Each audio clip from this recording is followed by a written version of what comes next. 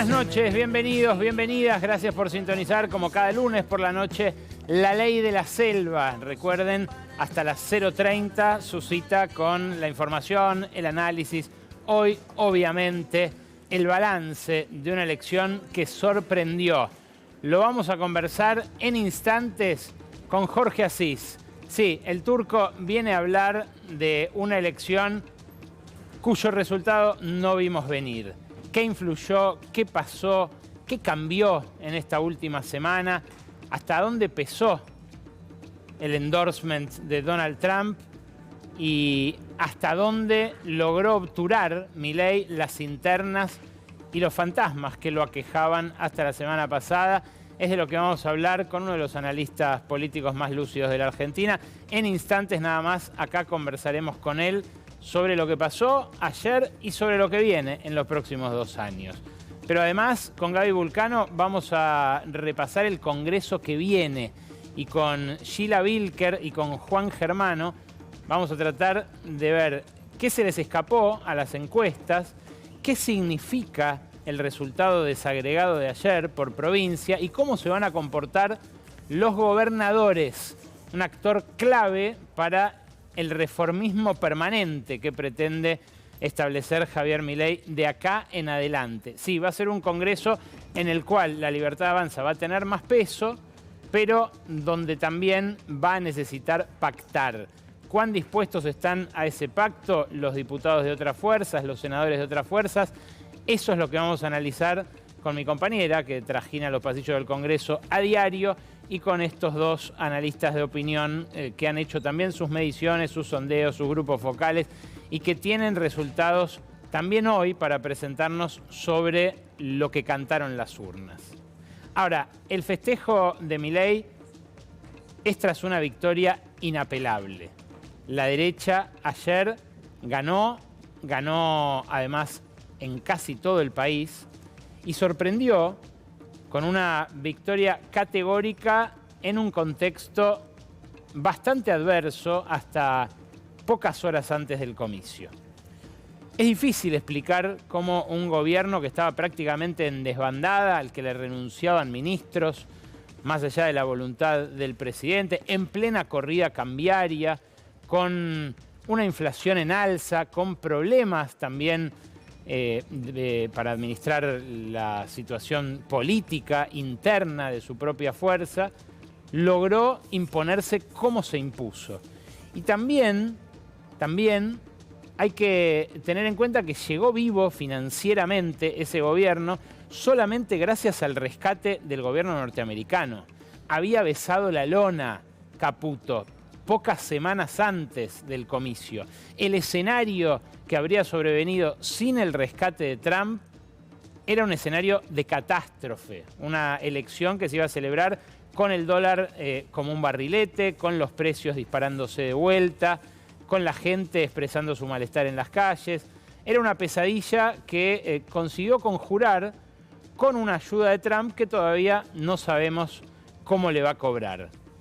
Claro, además, a esto le sobrevino ayer una especie de vida nueva, un empezar de nuevo, un shock de confianza de una sociedad que estaba siendo agredida por este programa económico y que volvió a votar con una mezcla de miedo, con una mezcla de esperanza y también, por supuesto, castigada por esa crisis de ingresos que este año, con la economía en recesión, se superpuso al ajuste del año pasado.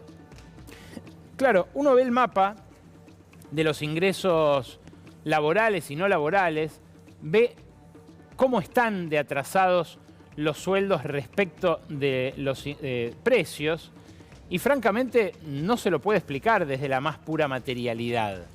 Este gráfico que vimos la semana pasada, que preparó Martín Rapetti de la consultora Equilibra, muestra cómo solamente los trabajadores bajo convenio, los del sector privado formal, esos 6 millones de empleados que tienen vacaciones pagas, que pueden negociar paritarias, que tienen aguinaldo, que cuando se enferman les pagan, solamente ellos recuperaron el poder adquisitivo de diciembre de 2023. Un poder adquisitivo que no era alto, era el poder adquisitivo resultante del desbarranque económico del peronismo. Pero claro, en el medio esos trabajadores fueron ajustados en sus ingresos, no tanto como los jubilados, no tanto como los empleados públicos provinciales, no tanto como los empleados públicos nacionales, pero fueron ajustados también. Si uno mira la línea verde, la de los empleados públicos nacionales, ve que todavía están un 35% abajo. Si mira la violeta, la lila, ahí como la vean en su televisor, ve que están 12% abajo. Los jubilados, 9% abajo. Y como les decía, los privados formales, habiendo recuperado su nivel, todavía acumulan una pérdida en lo que va del mandato de Milei. Uno mira esto y dice, bueno, la insatisfacción se iba a volcar en las urnas. Pero claro, hay algo de lo político que se escapa a los números. Y la sorpresa fue más todavía en la provincia de Buenos Aires.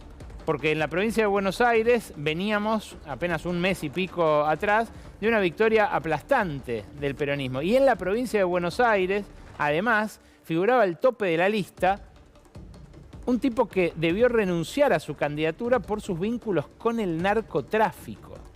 Sí, José Luis Espert consiguió, con su nombre, aunque el candidato era Santilli, remontar aquella paliza del 7 de septiembre, donde en la provincia de Buenos Aires, por lo menos, a Milei lo daban por muerto. Claro, ganó de visitante en el bastión del peronismo y ganó con este candidato, con un tipo que reconoció él mismo sus vínculos con Fred Machado, un hombre que tiene ya fecha para ser extraditado a Estados Unidos por sus negocios con el narcotráfico. Claro, el triunfo peronista del 7 de septiembre también nos había hecho creer que ese ya era partido liquidado, que la gente se había olvidado del final traumático del Frente de Todos, de esa inflación del 200%, de esos ingresos que también habían perdido durante el 23, con el ministro de Economía como candidato a presidente, y que habían absuelto a la oposición expectable. Bueno, no hay que dejarse llevar por las impresiones ni para uno ni para otro lado, y esa es una de las primeras lecciones de esta derrota inesperada. El voto peronista del 7 de septiembre había estado más o menos en el mismo nivel histórico del voto peronista en la provincia de Buenos Aires, entre 3,5 millones y 4 millones de votos. Claro, la performance se repitió ayer. Lo que nadie se esperaba es que creciera como creció la derecha unificada, abroquelada en torno a la ultraderecha de Milei, pero reglamentada por Trump, que vino con sus enviados, no solo sus emisarios políticos, también los banqueros que trabajan en tándem con la administración republicana, a decirles, ustedes se tienen que unir, ustedes tienen que presentar una alternativa que sostenga a este gobierno por los próximos 2 años. Claro, dice el manifiesto que publicó hoy la revista Crisis, muy interesante, un texto con la firma de todo el colectivo editorial de Crisis. Ya no solo las encuestas pifian, el conjunto de nuestras herramientas de lectura del proceso social parecen estar perdiéndose algo esencial. Y no es que esto le pasa al campo crítico, nacional y popular, como lo quieran llamar, al peronismo, a la izquierda.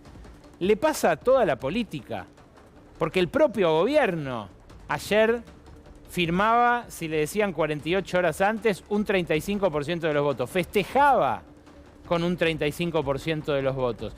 Y de vuelta, no es el herramental técnico solamente. Hay algo de lo social que está tiñendo la política imprevisiblemente. Y esto, insisto, es algo sobre lo que hace falta reflexionar. Algo que no entendimos, por ejemplo, es lo corrosiva que puede ser la inflación. Algo que, de algún modo, celebró el electorado de Javier Milei es haber bajado la inflación a una costa de achurarles una parte del ingreso, como veíamos en el gráfico inicial. El que definió para mí mejor que nadie esta cuestión es Álvaro García Linera, el ex vicepresidente de Bolivia. En estos 2 minutitos que te digo, vale la pena escuchar con muchísima atención. Son estos. Milei hizo eso. Milei de manera pervertida entendió algo de la angustia de la gente. Con el tema inflación. Claro. Y le dijo, yo resuelvo. No te sorprendas luego que la gente tolere esto. Yo me acuerdo que a algún compañero les dije, cuidado compañeros que se repita lo de Bolivia. Cuidado, no jueguen con la inflación. La inflación es un demoledor de ideas y de lealtades. En Bolivia, la Bolivia de los obreros, con casco, de los centros mineros, que le daban siempre las victorias a la izquierda y que el pueblo se identificaba con el casco minero que sacaba estaño de las entrañas de la Pachamama para vender al mundo. Esos mineros le dieron la victoria a un exdictador. Esos mismos mineros heroicos que leían a Lenin en sus asambleas, que discutían con un libro de Trotsky, con un libro de Lenin. El minero de base, con su coca en la boca y con su perforador en la espalda. Ese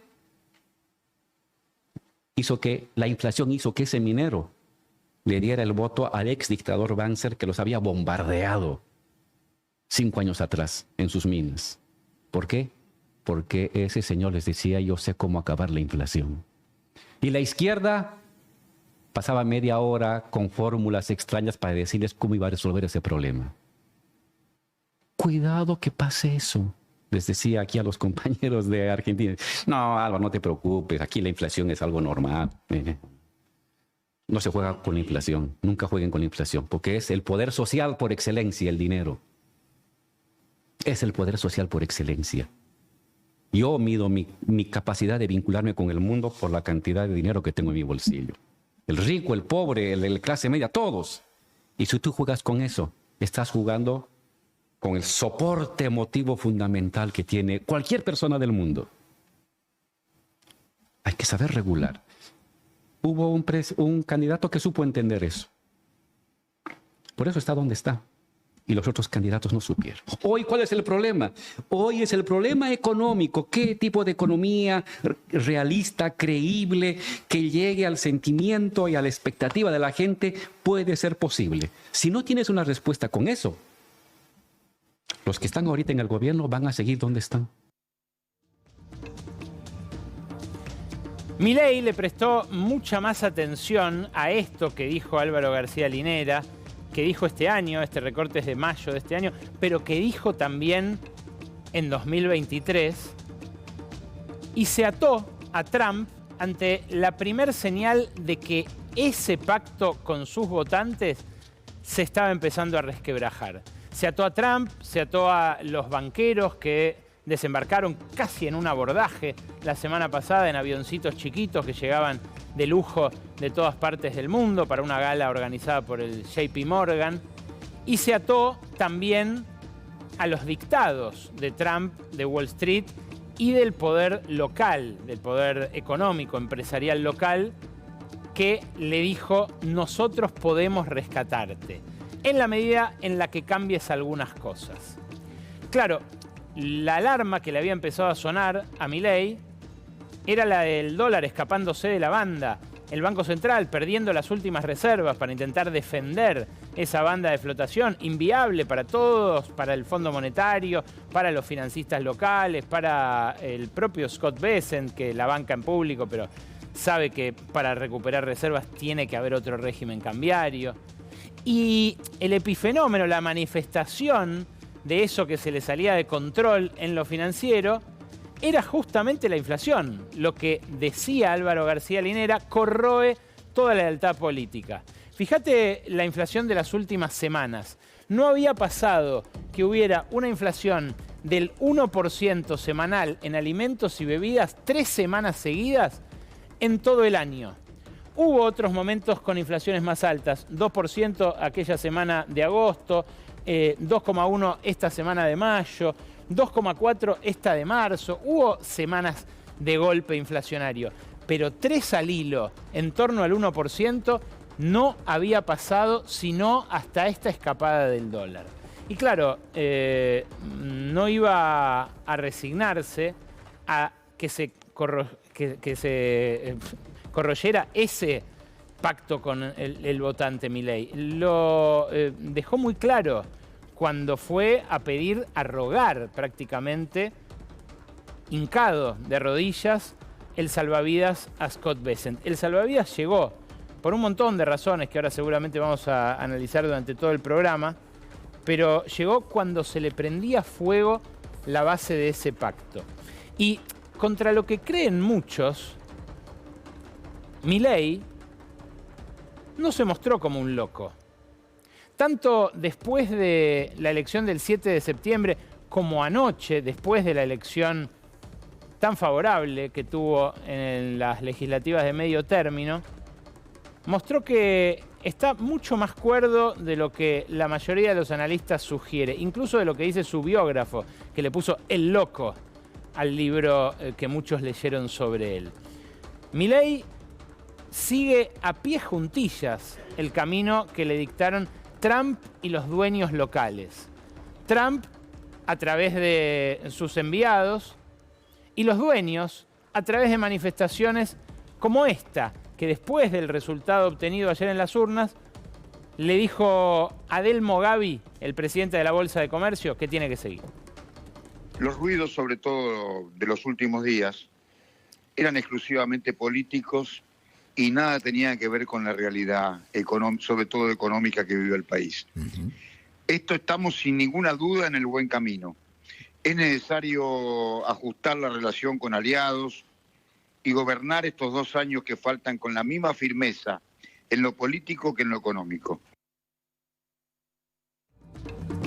Es lo que le piden unánimemente los dueños, lo que le piden unánimemente tanto el presidente de la Bolsa de Comercio como todos los que podemos ver en esta foto, el presidente de la Rural, los banqueros, la gente de la Cámara de Comercio, de las cámaras bilaterales, obviamente de la AmCham. Nunca dejaron de apostar por él, aun cuando muchos decían le están soltando la mano, cuando estalló, por ejemplo, el escándalo de la Agencia de Discapacidad, la apuesta fue siempre Milei. Hubo un momento en el cual se embelezaron con el experimento de la tercera vía que ensayaron los gobernadores, que terminó en un fiasco monumental, pero rápidamente volvieron al redil. Los dueños, y algunos se animaron a decirlo antes del resultado de ayer, como Marcelo Mindrin, los dueños, ni que hablar Eduardo Ornequian, siguen jugados en un 100% por la libertad avanza. Claro, le dice a Adel Mogabi, es necesario ajustar la relación con aliados. Y esa relación con aliados es lo que va a marcar ahora, en esta segunda mitad del mandato, el pulso de la famosa triple reforma, la laboral, la previsional y la tributaria.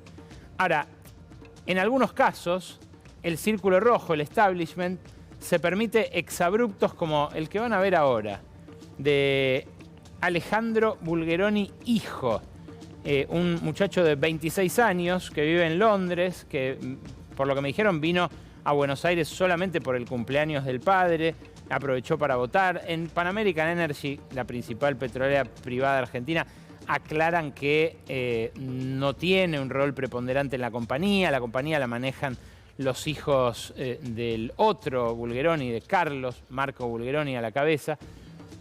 Pero este es el pensamiento y el sentir más íntimo del círculo rojo. Cucardos no vuelven más, el verdadero nunca más, tuiteó ayer Bulgeroni Jr., de paso banalizando el genocidio de la última dictadura. Claro, decía que expresa el sentir de muchos porque no solemos escucharlos, no solemos leerlos, salvo algunos casos muy aislados que tienen Twitter, que prepean periodistas, que gritan. En general, los dueños no se expresan en redes sociales. Pero claro, lo que sí hizo a pie juntillas Milei es responder a este pedido casi un mandato, de Trump y del establishment local. Hay un fragmento clave, que solo vamos a compartir ese, del discurso de anoche, donde dijo esto. Nos alegra saber que en muchas provincias la segunda fuerza no fue el kirchnerismo, sino el oficialismo provincial.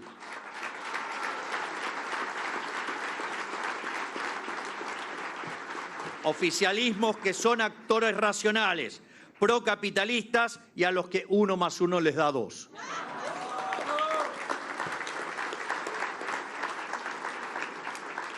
Es por ello que queremos invitar a la gran mayoría de los gobernadores que tendrán representación parlamentaria a discutir en conjunto estos acuerdos.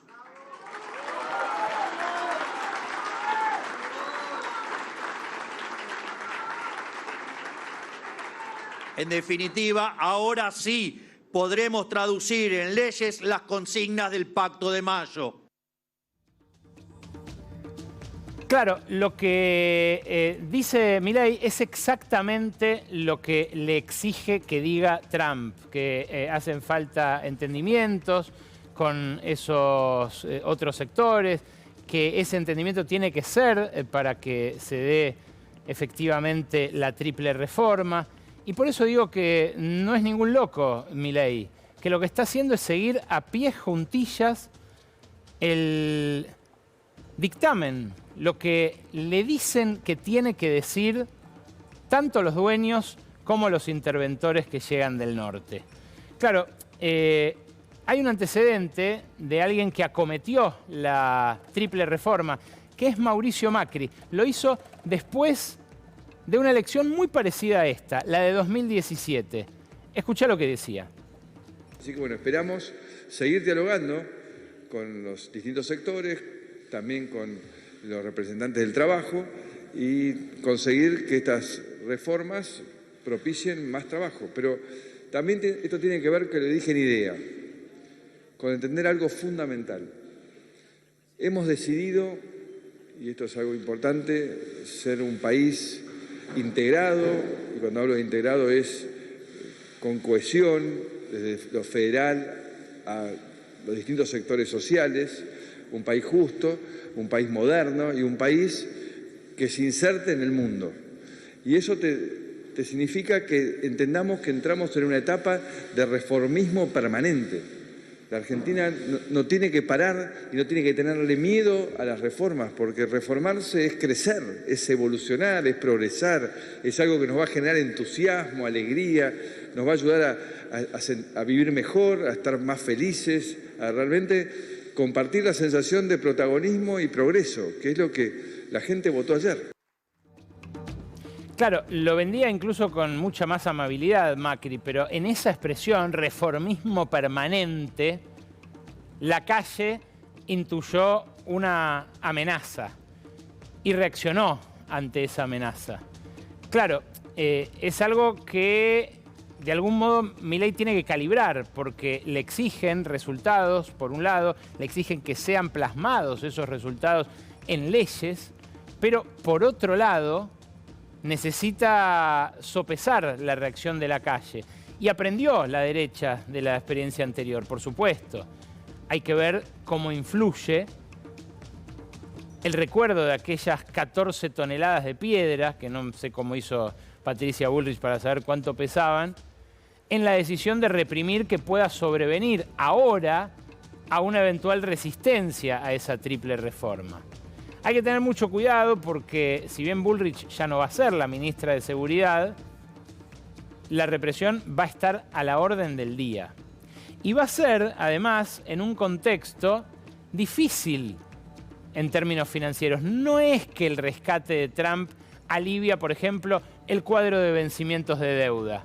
Fíjate esto que compiló la consultora 1816. Tiene que pagar netos 12.800 millones de dólares el año que viene y 19.000 millones de dólares en 2027 el gobierno, entre los vencimientos con organismos multilaterales, los vencimientos con acreedores privados y los vencimientos que acumuló el Banco Central en esta mezcla curiosa, novedosa que hicieron Bausili y Caputo mezclando promiscuamente las cuentas de una y otra entidad. Claro, son 33.900 millones de dólares, neteando la posibilidad de que los multilaterales refinancien los vencimientos de capital e interés. Es mucha guita. Y por eso sigue a pie juntillas como sigue Milei lo que le indican desde el norte. Claro, en el norte publicaron notas que ponen en negro sobre blanco estas exigencias. El Wall Street Journal, por ejemplo, hoy lo puso en portada a Milei. Estaba eufórico con esto el presidente. Y dice, el resultado más sólido de lo que pronosticaban la mayoría de las encuestas le da a Milei un nuevo impulso político tras meses de agitación por los profundos recortes de gasto y la grave recesión del último año. También refuerza, admite el Wall Street Journal, su posición ante Washington y el fondo, que han condicionado el apoyo financiero futuro a la supervivencia de su proyecto de austeridad. No se la esperaba tampoco el Wall Street Journal, que sacó varias notas previendo una catástrofe ayer domingo, y que hoy le reconoce esto, aunque reitera el condicionamiento que pesa sobre su propio gobierno. The Economist fue algo más invasivo, diría yo, porque en un artículo donde saluda también la victoria, donde habla de un nuevo mandato para rehacer la Argentina, dice, de todas maneras, que los años electorales suelen traer caos financiero y político en Argentina, que el propio Milei se va a presentar a la reelección en 2027, pero que siniestramente, desde 2009, el partido que gana las elecciones intermedias perdió las elecciones posteriores. Y esto, dice el prestigioso semanario conservador británico, solo lo puede evitar un conjunto de reformas estructurales que impulsen el crecimiento y creen empleo. Cuanto antes pueda proponer dichas reformas al Congreso, mejor.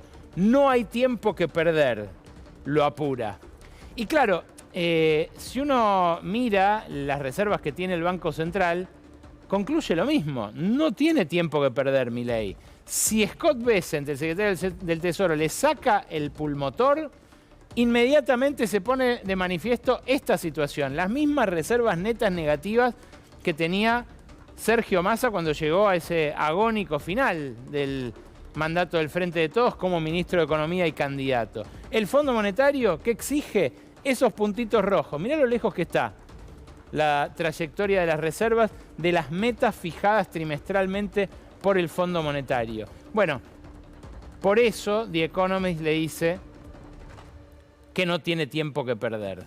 Y son dos fuegos los que hay detrás de la euforia. Por un lado, la fragilidad del plan. Por otro lado, una calle que acecha, que también aprendió de aquel 2017 y que sabe que esas reformas son a costa suya. Claro, a costa de algunos de los que ya sacrificaron ingresos en la primera mitad del mandato. Ahora, si depende del pulmotor de Trump, conviene ver hasta qué punto le conviene a Trump mantenerlo prendido. Porque en 3 días Trump se va a reunir con Xi Jinping, con el premier chino. Y puede llegar a ocurrir que, como en otras ocasiones, estas dos personas que libran una guerra fría, nueva en el siglo XXI, lleguen a un entendimiento. ¿Qué pasa si hay un entendimiento y la guerra vuelve a enfriarse un poco? ¿Qué pasa con Milei como aliado vital, como dijo Scott Bessent al saludar la victoria esta madrugada? Vital es más que estratégico. Quiere decir que Argentina resulta vital, resulta importante para que Estados Unidos viva. Bueno, esto está por verse si hay un entendimiento con China, porque, claro, a Estados Unidos le dejaron de comprar soja a los chinos, escaló el conflicto comercial al punto de que empezó a subir el costo de vida allá. Diría Linera, no jueguen con la inflación. Bueno, Trump tiene muchos incentivos para no tensar más esta relación que tiene con quien desafía su hegemonía. Ahora, estamos en un mundo donde nadie regala nada, en un mundo donde todo se cobra por adelantado, en un capitalismo que es difícil imaginarle alternativas, pero que es más difícil imaginar que vaya a humanizarse o a hacerse más amable en las próximas décadas. La de ayer fue la elección con más baja participación desde la vuelta de la democracia. No había pasado nunca que se rompiera ni en las legislativas el piso del 70% de participación que ayer se rompió. Hubo un 32% de la gente que ayer no fue a votar, que le dio directamente la espalda a las urnas, casi 1 de cada 3. Si se lo calcula en relación al conjunto de los votantes habilitados, esos 36 millones de argentinos que había aptos para votar, la primera minoría no es del 41, es del 26,1%. Eso, obvio, no le quita legitimidad al ganador, no resta mérito a esta categórica victoria de la derecha, pero sí muestra el nivel de fragmentación del sistema en su conjunto, lo que escaló la crisis de representación y también de funcionamiento de la democracia. Una victoria nítida fue la de Milei, una victoria inapelable, pero que harían muy mal en interpretar como un cheque en blanco.